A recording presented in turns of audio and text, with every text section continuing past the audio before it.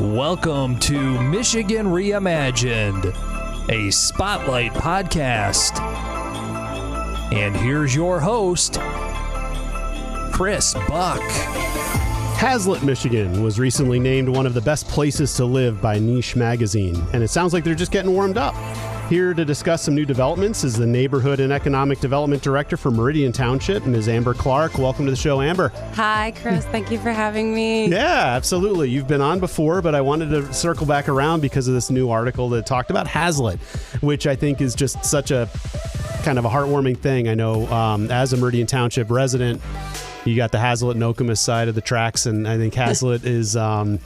I wouldn't say best kept secret, but they're starting to really make a brand for themselves, which I'm really happy to. And I wanted to have a show specifically to talk about the great things. Well, I can't say enough about your legacy at the township for all the things that you helped put into place for Haslett to be in this area, right? Haslett is an unincorporated village, put in quotes, right? So that means essentially it's a zip code and it's supported by a school district. Yep. The Haslett School District, it expands widely east and north outside of the township specifically. So we really only have like the northeast corner of the boundaries of Meridian that are Haslett Public Schools. Okemos Public Schools take up pretty much the majority of the rest of the boundary as a district. So there's that. I think that's why the people are like, wait, Haslett, what is that? Where is that? Right. Or how people that live in Perry or Bath feel like they're a part of Haslett, right? Because that's what it is. Right. So we've been working on this redevelopment since I started in 2020, but it's been a long-standing redevelopment since probably 2011, right? 2012. And we're here finally, right? It's 30 acres of commercial space. They're a little bit over, and it's had one life as a commercial entity. It's been that corner, the L&L, right? The corner of Haslett and Marsh. And that's where there was a deli shop there. I had a conversation with Ben Rathman of Rathman Agency, and he talked about being able to go there after school and get deli sandwiches and things. Okay. And it was amazing. And now it's obsolete. It's empty. Right. And it's basically Haslett Village Square was the name of the shopping center that is all but defunct. Well, I mean, now we'll certainly talk about how it is officially defunct because things are getting knocked down, which is exciting. But it was one of those traditional strip malls that just kind of fell out of favor and kind of eroded over time and then kind of became kind of decay. Yes. Right. But it was at First and Main. Yes. For Haslett. Right on the hard corner. Yes. Right. Yeah, and we have, you see in American history of development, that strip mall commercial mentality. It came in the 80s. It worked, right? It was a little bit easier, cost effective than building a huge mall, easier for people to lease, but you needed an anchor. And we had one, it was gone. And what was it? You mentioned it before. It was the L&L. It was a grocery store. I've been told that if you go into like a Tom's, the layout is kind of what the L&L vibe was. Kind of locally owned, maybe six. They had like 4, 5, 6, 7 locations, I think, sprinkled around. So it was a brand people knew in the Lansing region, but they all kind of just went out, and all of a sudden you lose that grocery draw. Yes. Then you have the Hallmark store and the hair salon and the pizza joint and all that stuff. I mean, because every strip mall has those entities, right? Right, exactly. But if the anchor goes, then all of a sudden you don't have as much of a reason to go there regularly. There were other commercial strip malls where you could go, right? And we started to, I believe during that recession, that's when consumers started to really transition to starting to do online, and stores started to provide those options for you to be able to get things. So that and Meridian included an Aldi, and we got Costco. So the spread of grocery and where you're shopping, it impacted that hard corner. So now your role as Neighborhoods and Economic Development Director for the township, I would imagine there's kind of some give and take, right? So you probably keep your ear to the ground to hear from the residents as to what they're not happy with or what they wish the future would look like for all kinds of things. But then you probably also go out and study how the heck do you repurpose this, or what is a better, they call highest and best use, right, of land. Like what is this land destined to be? What's the hole that kind of needs to be filled? And it's certainly not a strip mall. So why don't you talk a little bit about what our needs kind of are. what the needs are, how you got here, and then how you got, or how people came to the table and what is being built. Yeah, absolutely. So Haslett needs housing. In the 20 years, since 2000, we've had one approved new subdivision. All of the other developments have been either small, single family, single person buying a property and building a home. And we've been working on one, which is Sierra Ridge subdivision, for 20 years. And that impacts Haslett's turnover and how many students are being able to come to the community. So Got it. One entity that we really reached out to for what are the needs of development for Haslett is Haslett Public Schools. Okay. And then we held very many, and I'm sure you remember, community meetings where the public was invited and what would you like to see? And I, like you said and mentioned, it's not a laundry list of do you want a Joe's on Jolly here, a Barry's Bagels here, that kind of a thing, but it's more of what is it that we're lacking? You lack a place to come together. So Haslett people told me that, and even as a resident, I recognize this, there's only one place for all of Haslett to come together, and that's the Friday night football games. Right, yeah. And it's wonderful. It's great. You see the whole community, but we're like, we really want to engage with each other more than just through the football season once a week. And so people's nostalgia about the Haslett Village Square was it called us to come together and we could see each other. So we've sat down with a few developers, and our most recent developer is trying to create that community hub space in the proposed development. It's about 30 acres. 10 acres is already under development for a mixed-use senior community, independent. So 3 stories of 55-plus housing, and the first floor commercial, and that's already under construction. And one thing I've learned is that, senior housing is a very macro term, and that there's all kinds of levels of senior housing. So at face value, people who aren't in this space might blanch at it's an old folks home. It's an old folks home. Right. But this is, what they're, and those exist, right? I mean, there are, heavily medical influenced end of life care and housing for that. But what you're building in Haslett is really a 55 and older active living, independent living, completely. No real forward facing medical service providing. It's just an age restricted apartment complex, essentially. Yeah. Modern and cool and but like-minded and chronological people. Yeah. Again, crazy moniker, student housing, right? But if you imagine a complex where you get to live where the majority of the people are about the same age, that's what we're doing. Right. Independently, they'll be able to come and go. We're doing bus shuttles there. There's access to pathways. It's pretty much a community village, right? And it's not in some ostracized place in the community. So that's 10 acres. And that's market rate. The other 20-ish acres, basically, it's under development. It's under contract. It's recently sold. We're very excited. That's a 290-unit residential and mixed-use concept. There'll be commercial, about 20,000 square feet of commercial on the Haslett side. And then going south and west, it will be residential and a combination of single studio and even townhouses with garages. So it also will be a village, but it won't have an age restriction. Right. And that, not only do we need more front doors, we need a different variety of front doors, right? Yes. I've heard some statistics about, half of our front doors were built from 1970 and older. Absolutely. And kind of the single family home and the subdivision, and then you have these mixed use, Pat Gillespie has his name, is a name you might recognize that, has a lot of apartment complexes that seem to attract the 25 to maybe 35, 40-year-old, but there are people that want that missing middle, right? Yes. There's all different types of housing, and a lot of his stuff is city driven, but this is more suburban driven and professional, so, you talk about townhomes and, duplexes and quadplexes and all these different things. But so this is these 20 acres, I guess my point is, it seems to be a little bit of a different market of housing type than Haslett had. This is a very unique opportunity for development. Not only the village site itself of 30 acres of mixing different ages, but all independent in market rate income. But you're right, there's no other type of development or housing like it in Meridian even, where we've allowed all of the living types and commercial business all to be in the same spot. It is something that we're doing with the state when we go through our redevelopment ready communities programs, is trying to add additional types of diverse housing.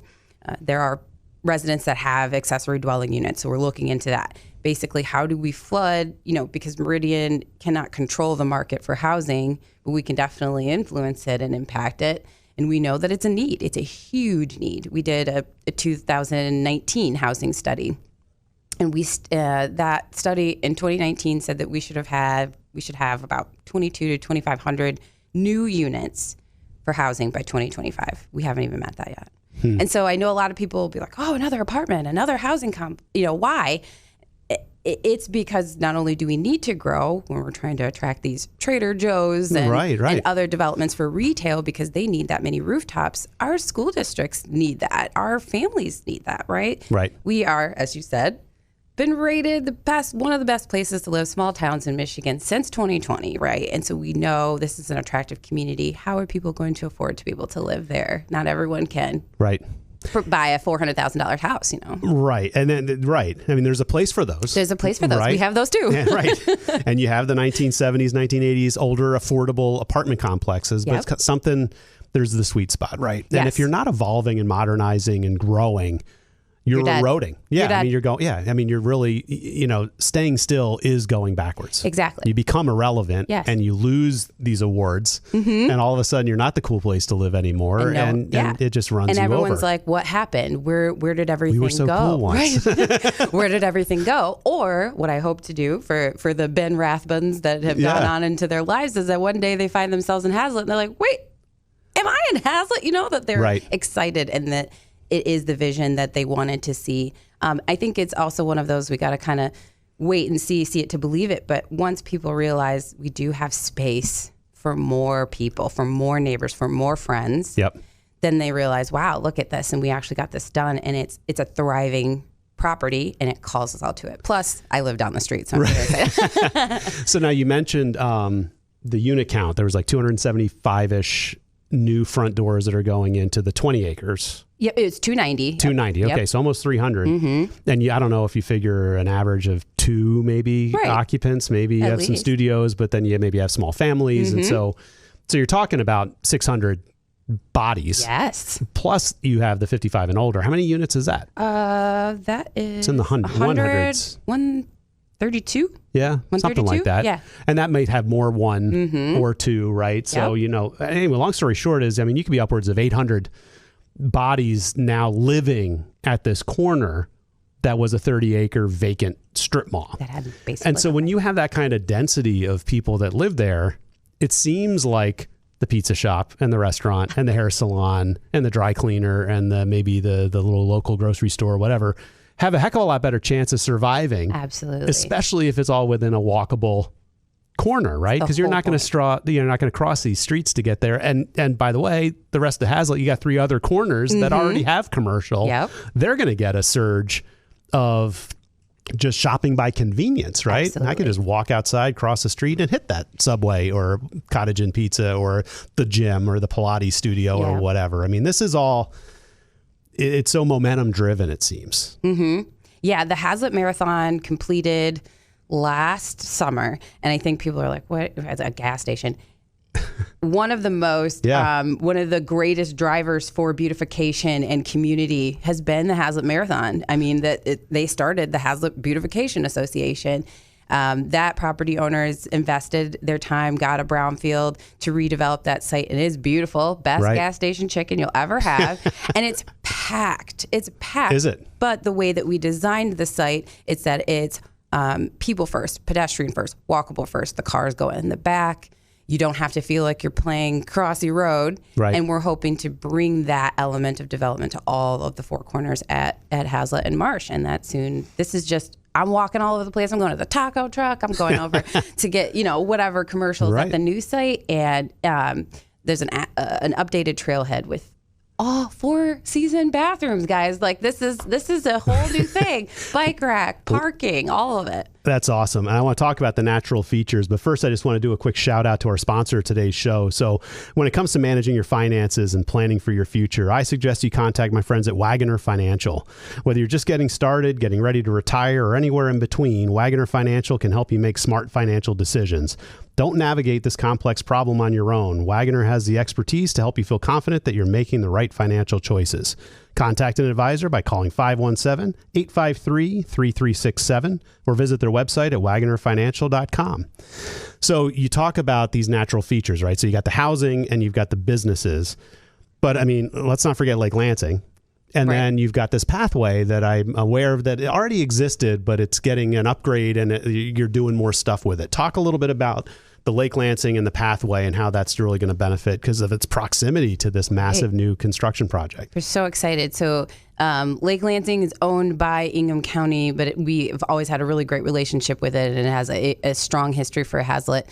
And we have a Lake Lansing to MSU pathway that's been planned for several years, and we've been under construction of it. You know, we kind of do one phase at a time. The phase that takes you, essentially, you will be able to go from Lake Lansing south or in the furthest Lake Lansing Park on the eastern border all the way to MSU on one paved pathway that you are not challenged, you know, by motorized transportation. So it's a very wonderful concept to be able to provide a non-motorized pathway for anybody in Meridian, as we have such a good connection with MSU. Right. So those pathway connections are in 2 spaces.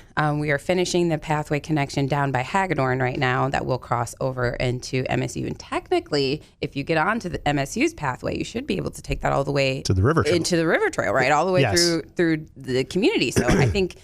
so you go from a Holt to Old Town to Lake Lansing to campus. Kind of quietly been every community doing bits and pieces on this trail pathway. And like this is a big deal. And this is going to be, it's beautiful. And part of the Haslett redevelopment will be a piece of this portion. So we call it the Interurban Trail. It used to be a railroad, a track, I believe, that we pulled out a long time ago. We use it for biking and everything. There's this huge grade for those that like to give themselves a challenge. And our developers have said, well, hey, as an amenity for this whole site, let's put some bathrooms, let's put some bike racks and a little bike changing, equipment kit. Yep. And let's make this a spot because you've already technically made it a spot. Let's just enhance it. And they offered that, and I'm very excited about it. I mean, you could get residents that work at MSU who don't drive their cars. And they're able to save. And we do expect all of our residential projects to be a big support for MSU. MSU's AFRIB is going off the chain, and they have people coming from all over the world. I mean, I think Texas Instrument, I think SpaceX has used it. And when you think about trying to grab that and really enhancing the talent and the creativity of our region and saying like, hey, look at Lansing, get going. Meridian will be able to provide you with a affordable quality place to sleep. And what I like about it most is that if you are some professor, you don't have to leave your family. You hear a lot of times of people like, well, I followed my husband here. He was studying whatever and I had to follow him here.